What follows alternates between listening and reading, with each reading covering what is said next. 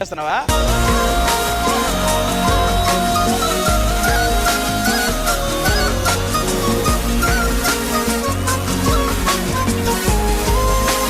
మీరు గెలిచారు కాబట్టి మా అందరి కోసం మన ముందు ప్రపోజ్ చేస్తే ఎలా ఉంటుందో చూడాలని నేను ఎప్పటి నుంచో ఒక మంచి డైలాగ్, నువ్వు చచ్చిపోతే ఇలాంటి అస్సలు వద్దు ప్లీజ్.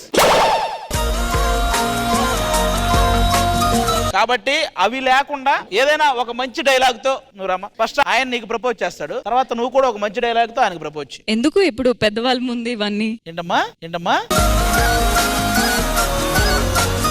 అంటే నిజంగా ప్రపోజల్ అంటే ఏం చేయాలో అర్థం కావట్లేదు. ఫస్ట్ ఆఫ్ ఆల్ తనలో నీకు నచ్చిన విషయాలు చెప్పి ఐ లవ్ యూ చెప్పవబ్బా. రియల్ లైఫ్ లో ఎవరు ఫస్ట్ ప్రపోజ్ చేశారు? ప్రపోజ్ చేసుకున్నారా లేదా లేకపోతే అలానే అనుకున్నారా? సిద్ధువే ప్రపోజ్ చేస్తాడు. మరి ఇప్పుడు ఎందుకు అంత తలబడుతున్నారు? అంటే ఇలా మాటల్లో ప్రపోజ్ చేయలేదు. మాటల్లో ప్రపోజ్ చేయలేదా? కథ జన్మల రుణ బంధముగా కలిసావే చెలితిగా. చేసే ఫాస్ట్ గా ఏదో ఒకటి. సీరియస్ గా చెప్పాలంటే సోనియా సపోర్ట్ చేసే విధానం కావచ్చు, లేకపోతే నన్ను గైడ్ చేసే విధానం కావచ్చు, ఇంకా చెప్తే చాలానే ఉంటాయి. ఇప్పుడు నేను టూరిస్ట్ గైడ్. నా లైఫ్ గైడ్, టూరిస్ట్ గైడ్ కాదు. కురిసే కురిసే వానే కురిసే ఇది ప్రేమనుకోనా ఎదనే ఎదనే తడిపిన వానా.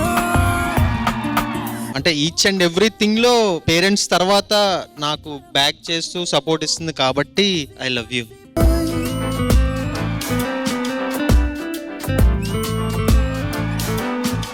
ఇప్పుడు నువ్వు ప్రపోజ్ చేయి. నిజంగానే రీల్స్ లో చూసి లేదంటే మేము చేసిన కంటెంట్ చూసి చాలా నవ్వుకుంటారు. But on a serious note ఎడుతుంటామని చెప్పుకో.